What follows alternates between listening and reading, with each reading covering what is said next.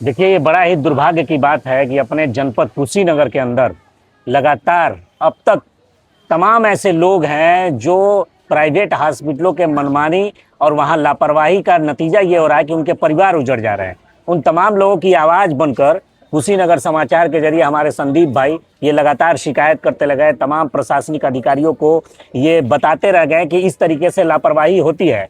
और आज इन्हीं का परिवार इस तरीके के हॉस्पिटल के लापरवाही का शिकार हो चुका है।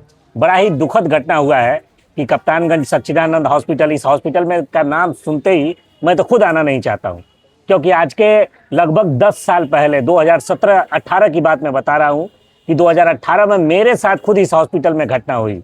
मेरी शादी हुए सिर्फ 1 साल हुए थे और मेरी पत्नी की डिलीवरी यहीं हुआ, और लापरवाही के कारण मुझे अपनी पत्नी को इस दुनिया से अलविदा कहना पड़ा। इसी हॉस्पिटल के लापरवाही के कारण मेरी पत्नी इस दुनिया से चली गई। और आज उसी हॉस्पिटल में संदीप भाई के भाई की बेटी, जो अभी चंद दिनों पहले जिस बेटी का जन्म हुआ था, परिवार में खुशियाँ थी, लोगों के घर में लक्ष्मी आई हुई थी, लेकिन इस हॉस्पिटल के लापरवाही के कारण आज वो बच्ची इस दुनिया में नहीं है। हम मांग कर रहे हैं, और जो प्रशासन के बड़े अधिकारी हैं, कि कब तक लोग अपनी जान गंवाएंगे, कब तक लोगों के घर से इस तरीके की सूचनाएं मिलती रहेंगी कि फला हॉस्पिटल में किसी का ऑपरेशन करवाते हुए मृत्यु हो गया, तो फला बच्ची का आईसीयू में मृत्यु हो गया। तो ये लापरवाही होती रहेगी, लोग अपनी जान गंवाते रहेंगे और प्रशासनिक अमला चुप बैठा रहेगा। ये अब बर्दाश्त नहीं किया जाएगा।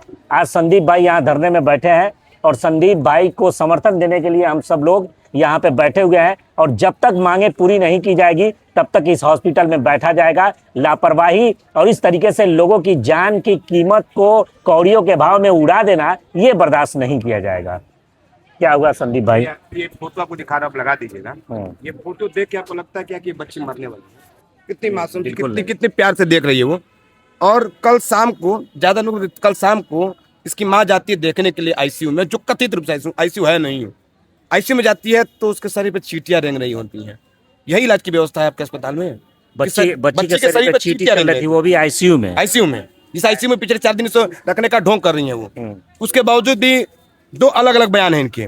एक मैडम करी कि रात को 1 बजे के आसपास तबीयत खराब हो गई, हमने बच्ची को बचाने की कोशिश की, तो रात को 1 बजे तबीयत खराब हुई तो आपने किसी हायर सेंटर रेफर किया?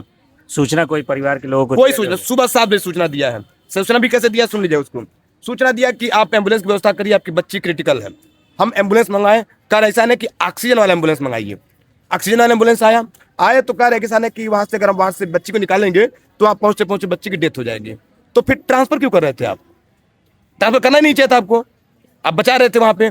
वो जब मैं बाद में आया यहाँ पे और आने के बाद पता चला कि मेरी बच्ची की डेथ तो 1 घंटा पहले हो गई थी, 1 घंटा पहले। यहाँ इनके पास ऑक्सीजन वाला कोई एम्बुलेंस नहीं है क्या इनके इस हॉस्पिटल में? मुझे तो इनके यहाँ एम्बुलेंस नहीं दिख रहा है, मुझे तो इनका बोर्ड पे डॉक्टर का नाम ही नहीं दिखता है। मुझे यहाँ तो जो इलाज कर रही हैं एक ही लेडी डॉक्टर है, वही बताती हूँ। मैं स्त्री प्रसूति रोग विशेषज्ञ हूँ और मैं बाल रोग विशेषज्ञ हूँ। और आईसीयू चल रहा है तो बच्चों के पेडियाट्रिक के डॉक्टर यहाँ पे बताए, तब तो मैं तो इसलिए धरने बैठा हुआ हूँ ना कि आपने 4 दिन मेरी बेटी का इलाज किया है। 4 दिन में क्या क्या इलाज किया, क्या क्या दवाई दिया, क्या क्या डोजेज दिया, ये जानने का अधिकार है मेरा। मैं भी तो जानूँ कि आखिर मेरी बच्ची को इलाज मिला है तो या इलाज के वजह से मौत हुई है या इलाज में लापरवाही की वजह से मौत हुई है। लेकिन ये बताने की जहमत उठा रहे। और तो और प्रशासन की टीम आई थी, एसीएमओ आए थे यहाँ पे, उनके सामने भी इतना एटीट्यूड में बात कर रही है वो, कर जो होगा देखा जाएगा। ये क्या मतलब होता है? आपने बच्ची को मारा है, संवेदना नाम के एक शब्द नहीं। मैं बच्ची के बारे में पता करने तो हंस रही थी वो। ऐसे होते हैं अस्पताल में लोग। ये सोच सकते हैं आप कि ये नेटवर्क का इस्तेमाल करके या कौन से ऐसे जगह से इन्हें ये शक्ति मिलती है कि जहाँ